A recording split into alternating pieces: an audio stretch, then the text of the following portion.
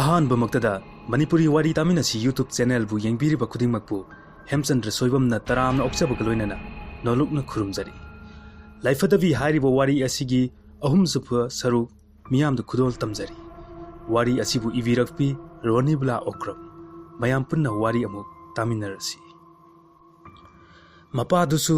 मागी नुपीना मखुत थेलिबा अदुदा चिंगनना पाखतना तपना येंगलकपा मतमददी तौरमलिबा मतौ अदुदा मपादु खंगप्रेक खंगदुना मनिंग हनबदा खोंफम चाहौददुना तुथरकपदा थोंजिन मनाक्ता लेबा नुंगदुम अदुदा मकोक्तु येसिन खिराम तांजादुदा नोंगसु तारकदबगी लावबा खोंबा तौरी मागी नुपीदी मपुरोइबना तुखिबदु खंगबदा नत्ते येंगलिबा मियेंग अदुदा अदुमक येंगदुना लै ngaaki matungda mamadu chap yunglaga leng yenglaga leirambadu nongna khaglakpaduda khangprek khangladuna gyan tarai mamaduna ngasai yengkhiba maikai aduda amuk yenglakpada ngasagi phibamdudi masi lengdana leiri machana laidi du kolaga hodong ama setlaga charibudu ubuda mamadu kiman khibana makhongdu maning hanbada karigumba amada pallaga tuge tawi karino haina tung halaga yenglobada mapuroibana makoktu ina pungangang na taduna leirambadu ubada mamadudi amuka hena angakpa haibdu oikre mapuroibabu kolagal kaptuna leiri kona muk masamuk ningsinglakuna masana leiba maikairomda yengbadadi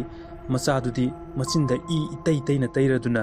mamagi het mamang moktada maya higatlaga mamagi manakta adum changchilai mamadu madu ubada pakhatpaga kibaga manakta leiramba saikhok amana masagi makokta thakiba khanghaude masadu laawba fawa nanghodana khudaktuda aroiba sor hon khirami mamadudi masagi asiba hakchangduda mapuroibagi asiba hakchangduga ubada kapsu kapkhidre mamit kuptana ngasagi masada thongkiba saikhoktu pairaga yengduna leikhre ngasai makai masi lengdana masanupina kolaga taaduna leiramba laithidu mamada mamitu phat jenglai mamadudi khangjaba nasade masanupigi makhutudagi phat chongthoraklaga mamagi mamangda sab lepi mamasu masai makai mangduna leirambadu laididuna mamangda sab lepsilakpaduda khangprek khangi laididu lepadugi karisu masi lengde mamadusu laidigi mawongdu sum munna yengsilli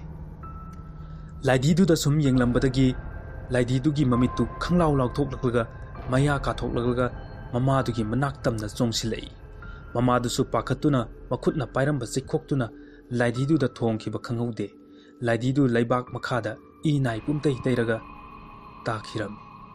laidigi i mayamdu ubda mamadu hena pakhatkre thuna laididu paikhatlaga mapalda laktana langkhi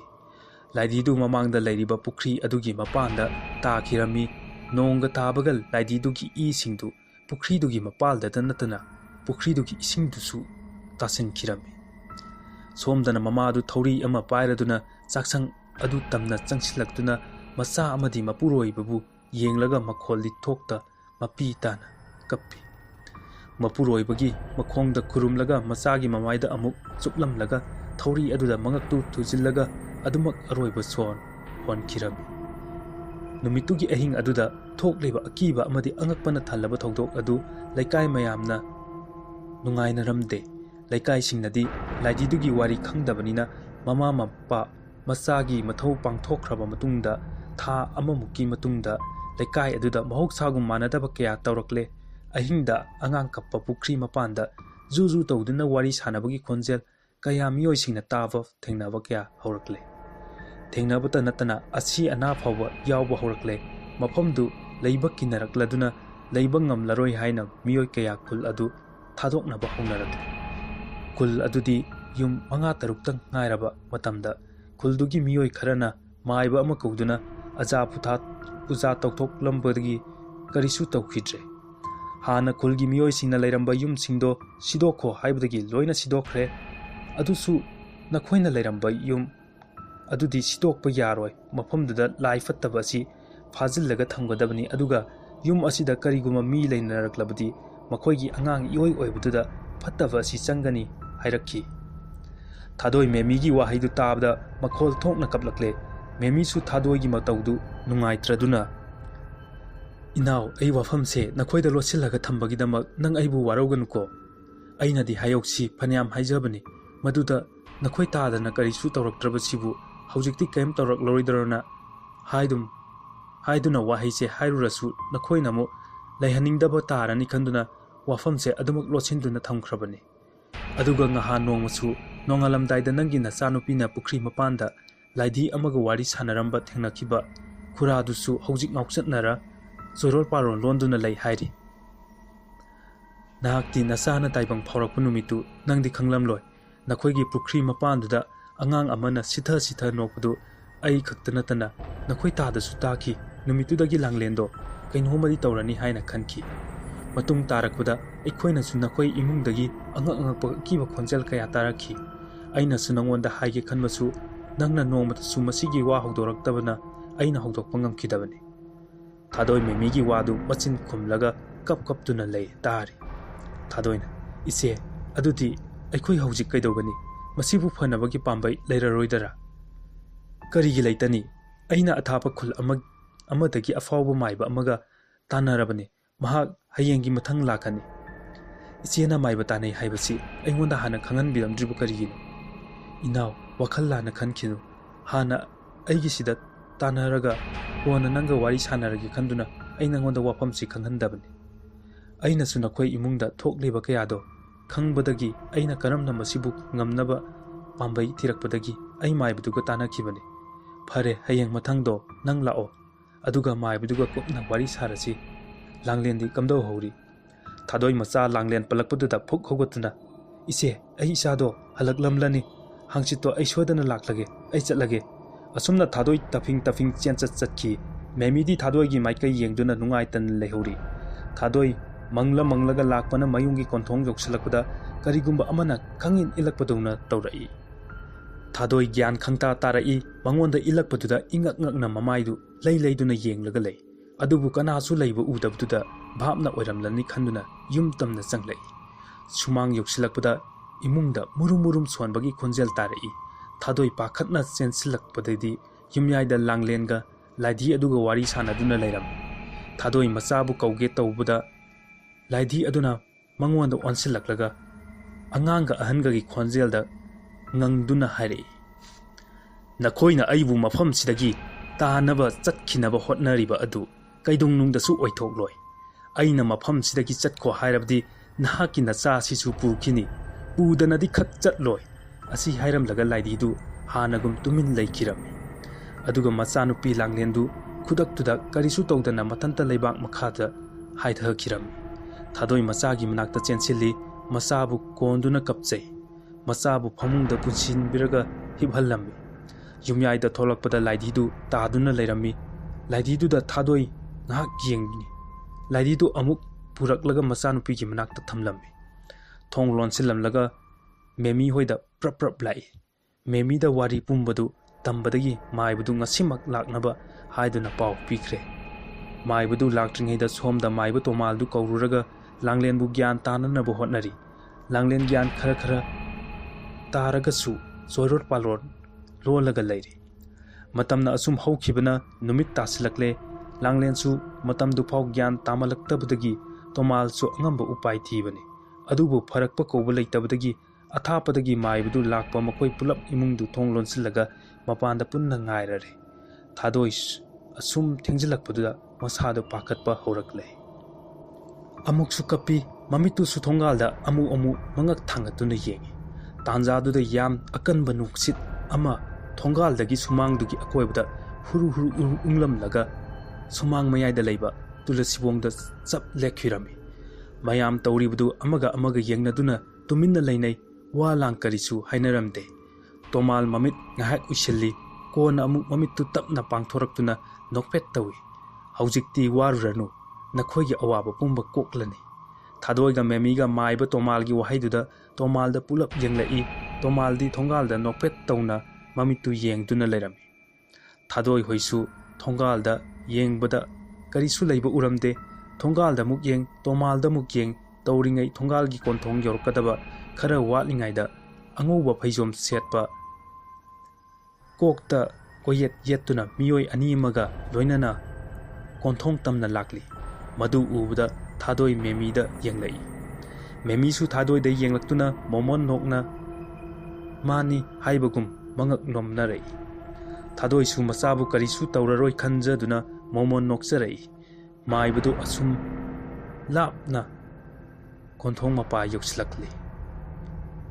konthong kange hek tawbaga makhong yettu thangatpada makhada thangthage tawbada yaramde maibadu makhongdu machi lengdana mathakta mamittu onkhatlaga mamit uisinduna akoibagi phibamdu yengi yumdugi akoibada angangna kappa nokpagi lawbagi khonjelna mafamdu pumnen nelli sum khonjel singdo tarakpada maibudugi mamaidu pukri romda onsilai kappa nokpa lawbagi khonjeldusu pukri mapalduda chaplekkhirami maibu kulla lamdamdugi khwaidagi phawba maibani maiba kaya kayana ngamdadrabasu manabu changlurabadi ngamdaba leite tomal su kullagi satrani kulla mamitu pangthoklaga pukri romduda munna yengi aduga yum aduda munna muk yengi mamitu amuk tapna uisillaga yum manungda laidhiga langlengana hipliba adu ure kulla laidhiduda munna yengi laidhidu phuk haugatlaga maiba kullada sauna yenglai nang mafamsi yam thuna thadoktuna chatkro karigumba nangna chatrabadi aina langlenbu puduna chatkani nakhoi kanana thingba ngamgani ha ha nakhoi kanana thingba ngamgani asi hairamlaga laidhidu hanagum tumin laikhre aduga langlen phuk haugatlaklaga laidhidu pamlaga imungi akoibada koichat chattuna laikhre sum chatlambadagi langlen mamaidu phat onthorakpadadi laidhigi akiba saktam onduna yenglai maibu kulla khangprek khangna mamitu phat pangthorai masidi phibam amani thunu loisindaba yade makhongdu prap prap thangduna yum tamna changsilai maibadu sumangda leptuna leiriba miyoi singduda munna munna yengduna leiri tomal kulla ubada sumangda kumtharakduna kullagi makhong soktuna khurum tomalna mangolda kakhatsi haina lamjingli kulla mangolda kakhatkena khong thangatke tawbaga imungdagi howna noklei kulla namduna makhongdu makhada thangthai makhongdu makhada thangthabaga noklaglamba adu hik launa kablagi kulla mangolgi akoibaduda munna yenglamlaga thariba phaktuda khongrai challaga phamduna mamit uisalaga ngahak lei thadoi makhut lonaduna kullagi makhongdu pai duna kurumduna masagi thawai putabu kanbiyu haiduna haijai makhoi loina adumak yengduna lei kullana karisu waruranu haujikti nasabu aina soidana nangonda sinagani mama nasugi thawai simatangdi kanbiramu nasusina phattanungda thokrabadi nasadi mangjare hinglubagi kanadre asum haiduna thadoi kappi kulla thadoi da yengi aduga tomalda langlena leiriba mafamduda changsi haibagum ingitpi tomal kulla thadoi hogalai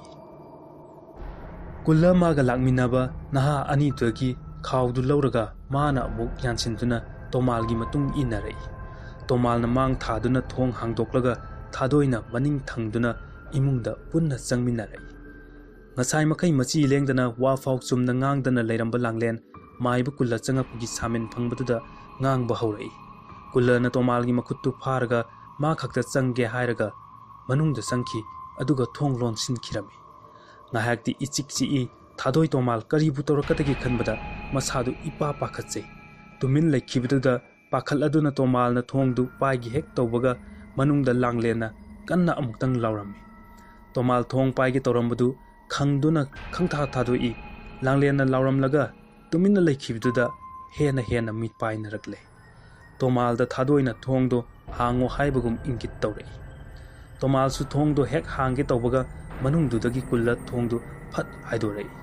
kulla mamai mamit humang ngaktang ngaina tholaklaga sor sang hondoktuna thadoi tomalda yenglamlaga mangolda thokhi thadoi di kullagi matawdu ubada chingnabaga pakhatpaga machana leiribum famduda khonglei tuna changsin khirami thadoi machanu pigi leiram liba fibamdu ubada mamit lakthoktuna yenglaga lei